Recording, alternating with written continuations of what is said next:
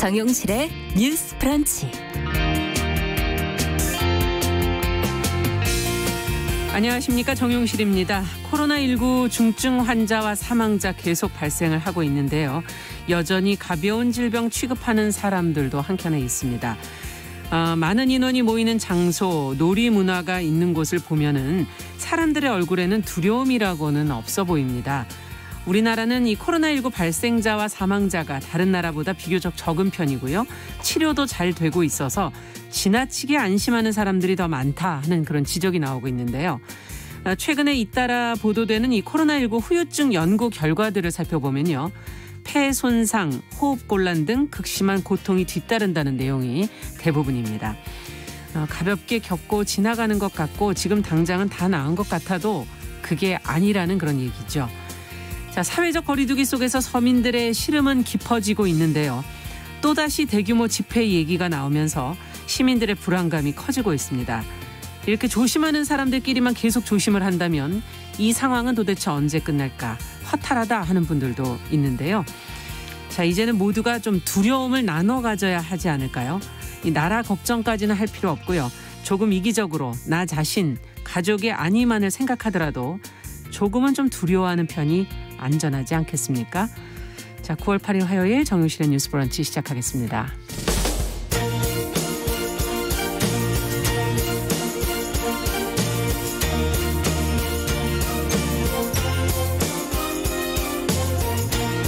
여성의 감수성으로 세상을 봅니다. KBS 1라디오 정용실의 뉴스 브런치. 여러분의 의견을 기다립니다. 문자는 샵 9730으로 보내주세요. 짧은 문자 50원, 긴 문자 100원이 부과됩니다. KBS 모바일 콩, 유튜브를 통해서도 무료로 참여하실 수 있습니다. 네, 정용실의 뉴스 브런치는 항상 여러분들과 함께 프로그램 만들어가고 있습니다. 오늘도 많은 분들이 들어와 주셨네요. 감사합니다. 자, 뉴스픽으로 오늘도 시작을 하겠습니다. 더 공감 여성정치연구소의 송문희 박사님 안녕하세요. 네, 안녕하세요. 전혜원 시사평론가 안녕하십니까? 네, 안녕하세요. 자, 앞서도 코로나19 얘기로 제가 시작을 했는데 오늘도 이제 100명대를 유지하고 있고 정말 서민들의 시름은 계속 깊어져 가고 있습니다. 근데 이들 못지않게 또 재난 상황에서 힘든 분들이 있어서 지금 가족 돌봄 휴가를 연장하는 법안 어제 국회 본회의를 이제 통과를 했거든요. 이 취지와 내용을 좀 자세히 살펴보도록 하죠. 네, 지금 코로나가 장기화되면서 정말 돌봄의 공백이 심각하고 네. 돌봄으로 지쳐가는 분들이 많습니다. 그래서 국회에서 7일 날 지금 이런 코로나 사태 장기화로 인한 돌봄의 공백을 좀 해소하겠다 해서 가족 돌봄 휴가라는 게 있거든요. 네. 이 가족 돌봄 휴가가 올해 1월에 처음 시행이 됐는데 노동자가 자녀 양육이나 가족의 질병 등 이렇게 긴급하게 가족을 돌봐야 될 때 10일까지 휴가를 쓸 수 있는 겁니다. 네. 연간 하루당으로 해서 10일까지 네. 쓸 수 있는 건데 이것도 지금 이미 소진한 분들이 많다. 그래서 이 휴가 기간을 좀 늘려야 된다. 이런 요구가 있어 왔는데 이거를 법률로 이제 개정안을 통과시켰습니다. 네. 어떻게 됐느냐. 기존에 10일인데 감염병 사태 등이나 이런 재난 발생 시에는 이거를 10일을 더 연장을 하는 거예요. 그럼 20일이 1년간. 되죠. 그리고 네. 또 추가로 취약계층이나 한부모 가정인 경우는 15일을 더 연장할 수 있기 때문에 이 경우에는 25일까지 1년에 쓸 수 있는 거죠. 네. 그래서 이제 돌봄의 공백을 조금 더 이렇게 법률로 보완하겠다 이렇게 된 것 같습니다. 네. 자, 휴가 일수가 이제 늘어난 거는 좋지만 그럼 휴가를 쓰는 사람은 누가 될 것인가? 또 실제 적용 가능한 현장은 그럼 또 얼마나 많은가? 이제 기업 측에서도 이걸 받아줘야 되는 거니까요. 평등하고 좀 넓게 적용될 수 있는 어떤 방안은 없는가? 같이 한번 좀 고민을 해보죠. 긍정적인 면을 먼저 보자면 이번에 어떤 이 돌봄휴가 연장과 관련해서는 여야가 신속하게 같이 국회를 운영을 한 거잖아요. 네. 반대에도 거의 없고. 네. 그리고 지금 재난병, 그러니까 긴급 이런 재난 상황에서 여야가 최대한 회의 시간을 단축하면서 처리한 점은 의미가 있다고 봅니다. 그래서 이런 점은 뭐 국민들이 정치권에 대해서 비판적입니다만 잘했다라고 네. 칭찬을 줄만한다고 봅니다. 그러나 좀 이제 보완해야 될 점이 여러 가지가 있는데 우리가 몇 년 전에 엄청나게 화제를 일으켰던 82년생 김진애 김지영이라는 영화를 한번 돌아보면 좀 이해하기가 쉽겠죠. 네. 예를 들면 능력 있고 정말 열심히 일하려고 했던 김지영이라는 여성이 아이를 낳은 이후로 경력 단절을 겪고 다시 일자리를 얻으려고 하지만 기업의 분위기가 잘 안 되어 있고 아이를 키우면서 다니기에는 또 아이 아빠나 다른 가족이 돌봐줄 수 없는 상황이다 보니까 온전히 양육이 엄마의 몫이라는 그렇죠. 또 시스템의 문제가 발생하고 여러 가지가 등장을 합니다. 그래서 이 돌봄이라는 것이 사실은 아이를 키우는 양육만의 문제는 아닙니다만 절대적으로 어른의 손길이 필요한 일단 양육의 면에서 보자면 82년생 김지영이라는 영화가 보여주듯이 제도적이고 구조적인 문제가 계속 개선이 돼야 된다는 여러 가지 과제가 남아 있습니다. 네. 특히 이제 우리가 자꾸 돌봄하면 여성의 몫이라고 생각을 하는데 돌봄은 모두의 몫이자 또 국가의 역할이기도 합니다. 네. 사회가 여러 같이 가지. 나눠져 그렇죠. 줘야죠. 시스템적으로 개선이 돼야 된다라는 아직 과제가 남아 있고요. 또 다른 점 제가 영화 하나 예를 들어보겠습니다. 우리 완득이라는 영화 기억나시죠? 네, 기억납니다. 예. 다문화 가족입니다. 근데 아버지는 말하자면 일용직 노동자라고도 하기 어려운 장터에서 물건을 파는 사람이고요. 어머니는 뒤늦게 만났는데 식당에서 일을 하고 있어요. 이런 경우 만약에 완두기가 아프면 두 사람 다 가족 돌봄 휴가를 사실 쓸 수가 없죠. 그렇죠. 그렇죠. 어머니는 사실 식당에서 25일간 쉬겠다, 뭐 20일간 쉬겠다라는 자영업을 것을 하시는 분들에게는 어렵죠. 그렇죠. 자영업도 그렇고 뭐 식당 노동자처럼 근로계약서를 네. 잘 쓰기 어려운 직종에 있는 분들, 또 일용직 노동자, 프리랜서, 비정규직 이런 분들은 여전히 여기 사각지대에 있습니다. 그런데 사실 우리가 코로나19라는 상황에서 가장 어려운 사람들이 비정규직이라던가 고용보험 사각지대에 있는 사람이니까 이런 부분에 대한 제도적 보완이 조금 더 필요하다 이렇게 생각합니다. 그 우리가 왜 그 라떼 파파라는 말을 하잖아요. 네. 라떼 파파 뭐냐? 한 손에는 커피를 들고 한 손으로 유모차를 끄는 아빠. 즉 육아를 같이 하고 있는 스웨덴에서 유래된 말인데 그만큼 이제 남녀가 같이 아이를 키우는 공동의 육아 문화가 정착되어 있다.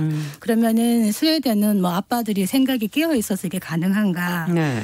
정부가 이 모두 아빠, 엄마 모두 일과 가정을 양립할 수 있도록 제도적으로 엄청난 뒷받침을 하고 또 아까 말했던 직장의 분위기라는 거 있잖아요. 네.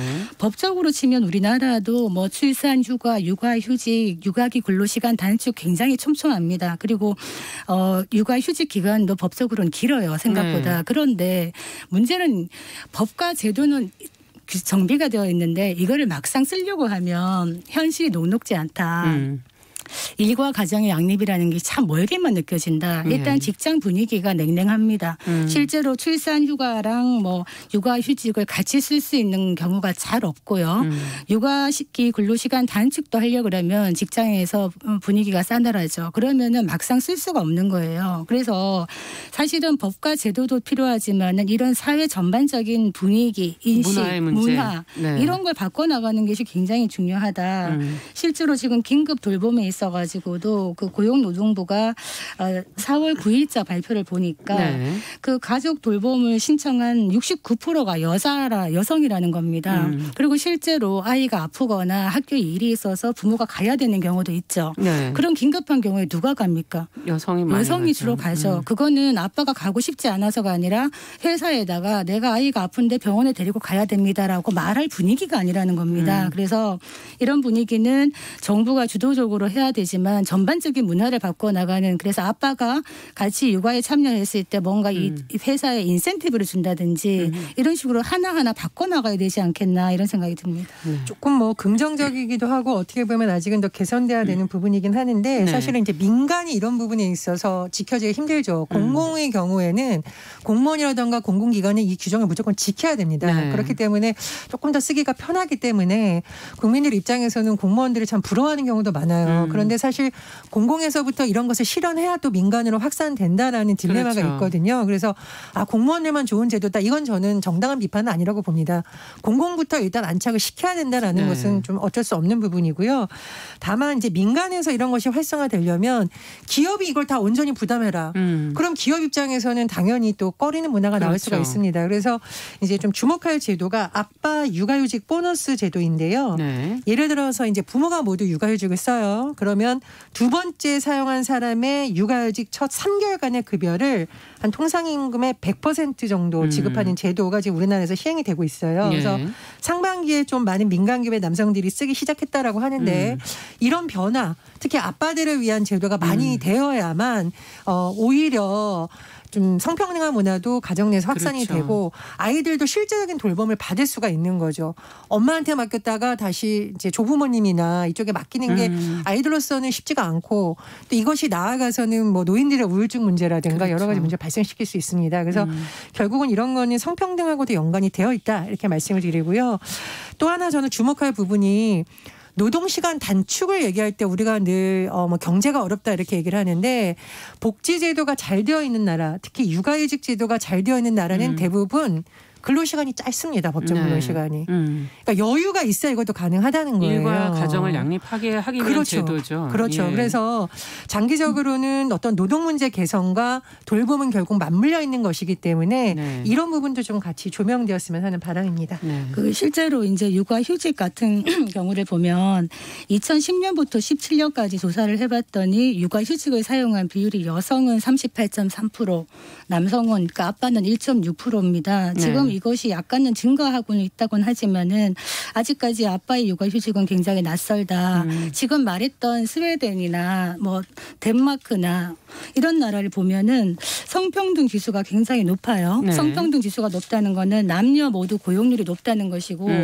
육아로 인한 경력 단절이 많이 없다는 거예요. 그렇게 되면은 당연히 생산성이 높아질 수밖에 없는 것인데 재미있는 것이 뭐냐. 스웨덴 정부를 보니까 네. 1946년에 벌써 전업주부 휴가 제도를 시행했더라고요. 재미있죠. 예. 전업주부 휴가 제도가 뭐냐.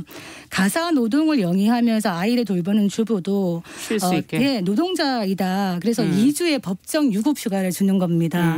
그래서 이거 들으시는 집에 계신 전업주부님들 많이 고생하시는데 가사 노동과 돌봄 노동에 대한 가치를 한번 생각해 보실 기회가 되면 좋겠다. 네. 이런 생각이 듭니다. 이 근본에 있는 것이 사실 출산율의 저조, 우리나라가 특히 유난히 저조한 부분과 그것이 결국 나중에 미래, 우리의 미래 인구와 관련된 미래에 걸린 문제가 아닌가 하는 생각이 들어서 조금 더 시급성과 다급성을 가지고 문제를 좀 풀어갔으면 좋겠다는. 아니 이게 남의 일이 아닌 네. 것이 저의 경우에도 제가 아이를 참 많이 좋아하고 이뻐하는데 하나밖에 못 낳은 이유가 사실은 아이를 낳아서 믿고 맡길 곳이 부족한 것이에요. 그렇죠. 그래서 저는 시부모님한테 맡겼습니다만 주말마다 지방을 가야 되고 아이를 보러 이것도 보통 일이 아니고 만약에 또 맡길 만한 시부모님이 안 계신 경우에는 공공보육시설이나 민간보육시설에서 그렇죠. 해야 되는데 우리가 늘 어린이집 이런 문제 얘기하듯이 믿고 편안하게 맡길 수 있는 시설이 많이 부족하다.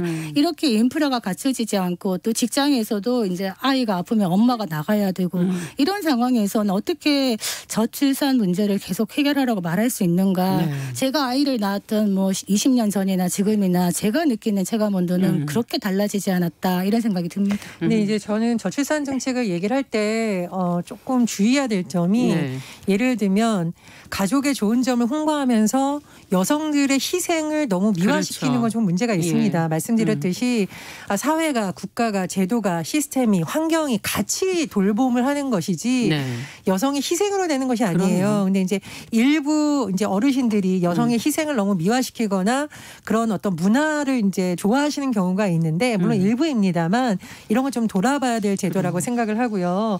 그리고 일과 가정의 양립이라는 것도 굉장히 한동안 비판이 받았다는 것이 이거 살림도 잘하고 애도 잘 키워라. 결국은 여성들에게 슈퍼우먼이 되라고 강요하는 것이라는 밀반이 좀 이렇습니다. 그래서 일과 가정의 양립이라는 것이 최근에 바뀌고 있는 것이 남성들, 아빠들 그리고 시스템적으로 그리고 환경을 만들어주는 데 초점이 되어 있거든요. 그래서 이것은 결국 양성평등과 연관된 것이고요. 또 실제로 육아휴직을 써본 아빠들의 후기를 많이 읽어보면 인생에서 가장 중요하고 행복한 시간이었다는 후기도 많습니다. 근데 그것을 너무 봐라 엄마도 힘드니까 아빠도 힘들지라는 쪽으로 가끔 미디어가 좀 부각시킨 경우가 있는데 그런 것보다는 아빠도 이 일을 해서 행복하다는 측면도 좀 같이 조명해달라는 요구가 있거든요. 그런 부분 한 말씀 드리겠습니다. 가장 행복한 시기죠. 사실은 영유아기에 아이와 함께 할 수 있다는 거는 지나고 보면 돌아갈 수 없는 소중한 추억인데 이 추억을 아빠들이 또 같이 하고 싶은 분들이 많다는 거죠. 그래서 실제로 육아휴직을 쓴 분들이 만족도가 높다 그래요. 아빠들이. 그래서 아이와도 더 이제 친밀함이 커지고 이런 것들은 정말 우리가 계속적으로 지원을 해나가야 되는 제도가 아닌가 생각이 듭니다. 그러네요.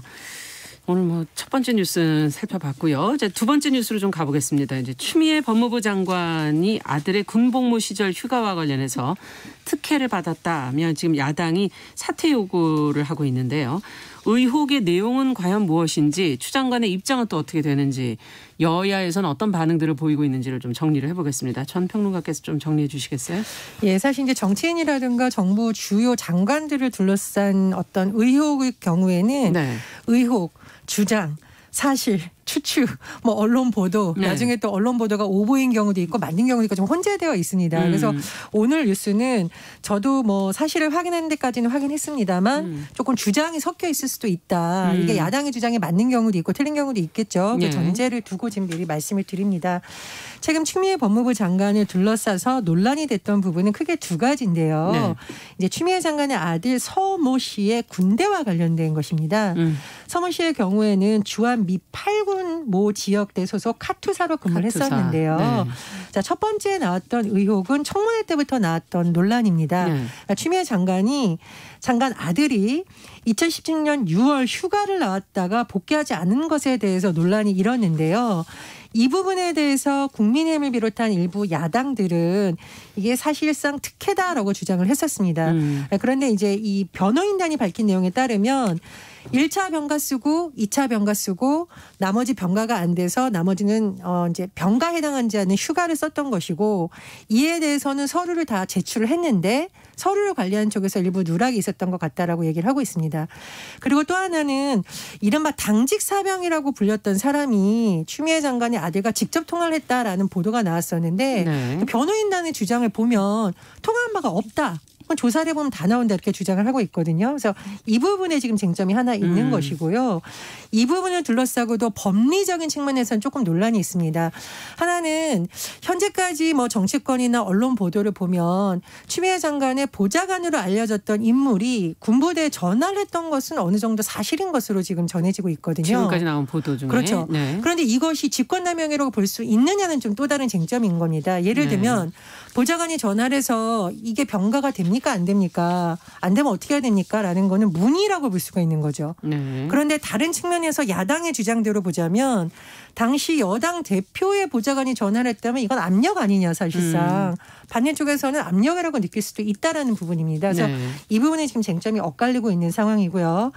최근에 또 하나 뭐 언론 보도라든가 국민의힘 야당의 의원들이 주장한 바에 따르면 추미애 장관의 아들이 입대해서 배치를 받잖아요. 그렇죠. 이 배치를 하는 과정에서 용산으로 뭐 보내달라 뭐 이런 청탁이 있었고, 또 일각에서는 평창 동계올림픽 통역병으로 선달해달라는 청탁이 군에 들어왔었다. 라는 지금 의혹이 제기되고 있습니다. 뭐 일부 의혹 같은 경우에는 뭐 녹취록에 나온다든가 이러고 하는데 야당에서도 지금 뭐 반박을 하고 있습니다만 이 부분에 대해서는 앞으로 또 여러 가지 쟁점이 있을 것으로 보입니다. 근데 어쨌든 이제 법무부라는 곳이 예전에 조국 전 법무부 장관을 둘러싸고도 뭐 검찰개혁 화두가 떠오르기도 했지만 또 일각에서는 여러 가지 논란이 일었으면 굉장히 예민한 사항입니다. 그래서 여권에서도 이 사항을 주시하고 있는데요.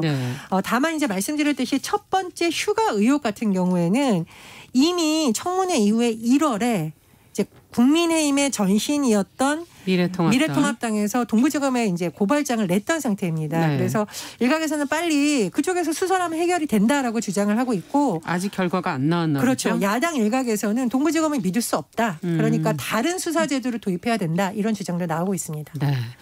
자, 이게 뭐 앞서도 지금 잠시 얘기해 주셨지만 조국 전 장관 때와 같은 일이 되풀이되는 거냐, 지금 여러 가지 얘기들이 나오고 있는데 어떻게 이 상황은 가리라 예상을 하시는지 두 분 입장을 좀 들어볼게요. 우리가 영린이라는 말을 많이 쓰는데요. 영린이 뭐냐 하면 용의 턱 아래 이제 거꾸로 난 비늘인데 그걸 건드리면은 용이 화가 나서 사람을 물어 죽여요. 그래서 영린이라는 얘기를 하는데, 국민들이 느끼기에 가장 큰 영린이 무엇이냐, 제가 생각할 때는 교육과 국방입니다. 그래서 우리가 이제 조국 사태 때 얘기하는 것이 물론 지금 재판 중입니다만 불법이냐 아니냐도 물론 중요하지만 뭔가 그 과정에서 교육의 불공정성이라는 어떤 이런 분위기, 느낌, 이런 것 때문에 사실은 분노하는 국민들이 계셨던 것인데, 그 못지않게 국방에 있어서도 국방의 의무 앞에서는 반칙과 특권이 없어야 된다. 이건 모든 국민이 아마 생각하는 것일 겁니다. 네. 그런데 지금은 추미애 법무부 장관 건에 대해서는 그 아들에 대해서 여러 가지 의혹들이 지금 나오고 있는 상황이에요. 네. 그래서 일단 이거를 빨리 수사를 해서 결과를 우리는 알고 싶다. 알고 싶은데 부적절하다고 생각하는 것은 보좌관이 휴가 문제로 전화를 했다. 그러면서 이제 여당의 의원들이 수호를 하면서 어떤 얘기를 하냐면 이거 그냥 문의지 청탁이나 압력이 아니다라고 얘기하는데 이거 적절하지 않습니다. 당대표의 보좌관이 전화를 하면서 이게 압력이라고 느끼지 않는다는 것도 일단 이상하고 보좌관이 하는 역할이 뭡니까? 그 국회의원이 제대로 국정을 일을 네. 볼 수 있도록 하기 위해서 국민의 세금이 들어가는 건데 가족의 일에 이런 식으로 불법 의존을 하는 것은 적절하지 않다. 이 생각이 들고요. 네. 딱 하나만 얘기하자면 만약에 엄마가 추미애 장관이 아니었다면 일반 국민의 평범한 시민의 아들이었다면 이러한 지금 일련의 이런 일들이 과연 일어날 수 있었던가라는 생각을 해보면 문제가 해결될 텐데 여기에 대해서 여당의 의원들 몇 분 이런 얘기를 하더라고요. 상식적으로 납득이 되는 수준이다. 이렇게 얘기를 하시는데 저는 일단 상식적으로 납득이 조금 힘든 것 같아요. 그래서 이 부분을 검찰 조사에서 상식선으로 국민들이 납득할 수 있도록 밝혀야 된다. 네. 이런 생각이 들고 예. 그 김남국 의원 이런 말을 했더라고요. 아프다고 말할 수 있는 병력 문화. 어머니가 만족할 수 있을 때까지 이거를 말문 만지 이렇게 얘기하는데 이게 최근까지 국방부가 추구해온 병력 문화라 그래요. 네. 좋습니다.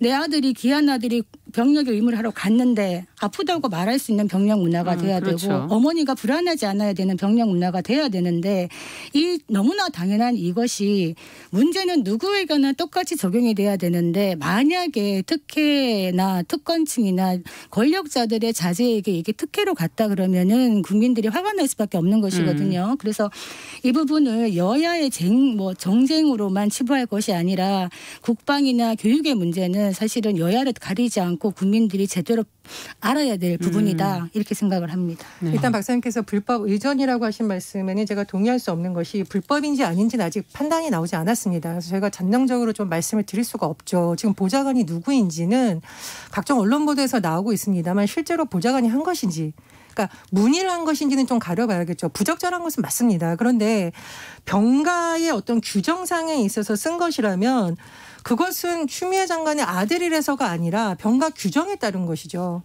지금 보면 변호인단이 물론 이것도 밝힌 내용입니다만 국군 양주병원에서 무릎 수술을 해야 된다고 진단을 받았다는 거죠. 네. 그것을 냈다. 그리고 1차 병가 기간을 썼고 그중에서 수술을 받았고 불편해서 일상거동이 안 되기 때문에 2차 병가를 받았고 네. 근데 2차 병가 후에 복귀하려고 해도 지금 복귀가 어려운 상황이기 때문에 휴가를 썼다. 이거는 규정에 맞는지 안 맞는지를 따져봐야 되는 것이지 규정에 안 맞았으면 특혜겠죠. 규정을 어긴 것이니까. 네. 근데 규정에 맞았다면 이거 자체를 특혜라고 할 수는 없는 또 쟁점이 남아 있습니다. 그래서 국민들 입장에서 지금 야당에서 특검한다, 특임검사한다, 특별수사청 얘기를 한다라니까 화가 날 수도 있고 군대 문제 당연히 중요합니다. 공정하게 해야 됩니다. 네. 그러나 아직까지 결론이 나지 않은 부분이라던가 병가 자체를 쓴 거 가지고 저는 공격하는 건 조금 무리가 있다고 봐요. 이 부분은 진단서를 다 내야 되고 합니다. 다만 조금 문제가 되는 부분은 지금 일정 부분의 서류를 제대로 국방부가 관리하지 못했다. 네. 이 부분은 좀 국방부가 돌아봐야 되는 것이고요. 또 하나는 지금 동부지검의 고발장이 넘어가 있습니다. 그래서 저는 이제 동부지검에서 빨리 수사를 마무리해서 너무 시간이 오래 가고 그렇습니다. 이게 실체를 안 밝힐수록 쟁점이 계속 되거든요. 그리고 네. 온갖 주장이 난무하게 되는데 듣는 국민들도 혼란스럽고 지금 국회 상황을 보면은요. 법사위에서 어떤 중요한 법을 논의하는 것이 아니라 이 문제를 놓고 계속 쟁점이 되고 있어요. 심지어 예결위에서도 야당 의원들이 이거를 질의한 적이 있습니다. 그러나 예결위가 이곳을 질의하는 것은 아닙니다. 엄밀히 말하면. 그래서 지검에서 지금 최대한 수사를 빨리 해서 정확하게 실체를 밝히는 것이 어떻게 보면은 여야 간의 공방을 줄일 수 있는 방법이다. 이렇게 생각을 합니다. 그 국회에 제가 불법이라고 얘기한 거는 보좌관이 국회의원 개인이나 그 가족의 일을 보는 거에 대해서는 이게 불법이라고 얘기한 겁니다. 왜냐하면 보좌관의 권한 범위를 넘어난 겁니다. 예전에도 보좌관들이 국회의원의 은행 볼일을 대신 보거나 배우자의 열차 티켓팅을 문제된 적이 한다든지 있었죠. 이거는 공사를 구분하지 못했기 때문에 이거는 문제가 있다는 것이고 지금 서울 동부지검이 1월 달부터 해서 8개월째 결론을 못 내리고 있는데 네. 과연 그 수사 결과가 신빙성이 있느냐라는 부분에 대해서 또 의문을 제기할 수가 있기 때문에 보다 제대로 밝히기 위해서는 특별수사팀을 만들어서 추미애 장관 스스로가 특별수사팀을 만들어서 좀 의혹이 없게 결과를 보이는 것이 낫지 않겠나 저는 이런 생각이 드는데 네. 검찰에 대해서 인사권을 갖고 있는 법무부 장관의 아들을 검찰이 수사하는 것이 과연 마땅한가라는 생각은 듭니다. 네. 근데 검찰이 수사하자면 어떤 그렇죠. 아니 곳에서 그래서 수사를 할 수 특별수사팀을 있나요? 만들자는 거죠. 왜냐하면 지금 추미애 법무부 장관이 이렇게 얘기를 하죠. 보고받지 않겠다. 아들 사건에 대해서 사건 보고받지 않겠다 얘기하는데 이건 당연한 겁니다. 왜냐하면 법상으로도 법무부 장관이 개별 사건에 대해서 보고를 받거나 지휘할 수 없습니다. 네. 그렇기 때문에 추미애 장관 스스로가 특별수사팀을 다시 서울 동부지검이 아니라 특별수사팀을 만들어서 제대로 수사를 한다면 국민들이 납득할 수 있지 않겠나 네. 이런 생각이 드는 겁니다. 근데 특별조사팀은요 대검에서 건의를 해야만 만드는 겁니다. 이것도 역시 검찰에서 하는 거예요. 그러니까 우리가 검찰을 못 믿겠다라고 하면 이게 뭐 지금 야당 정치인을 둘러싸고 그럼 여기는 왜 안 하냐 저기는 왜 안 하냐 여기도 특검해라 여기도 특별수사팀 만들어라 이렇게 될 수 있다라는 거죠. 그래서 저는 이런 논쟁이 끊임없이 확산되는 것을 막으려면 1차로 수사를 맡았던 동부지검이 국민들이건 야당이건 납득할 수 있는 명명백백한 수사를 네. 하는 것이 더 빠르다 이렇게 생각을 합니다. 네, 두 분의 입장이 조금 차이가 있는데 어쨌든 의혹과 주장과 진실이 지금 막 섞여 있기 때문에 저희가 조금 시간을 가지고 이 문제를 좀 들여다봐야 될 것 같습니다. 자, 어느덧 시간이 다 지났네요. 자, 뉴스픽 그동안 전혜연 평론가 더공감 여성정치연구소 송문희 박사 두 분 수고하셨습니다. 감사합니다. 오늘은 여기까지 듣겠습니다. 정용실의 뉴스 브런치 듣고 계신 지금 시각 10시 32분이고요. 라디오 정보센터 뉴스 듣고 오겠습니다.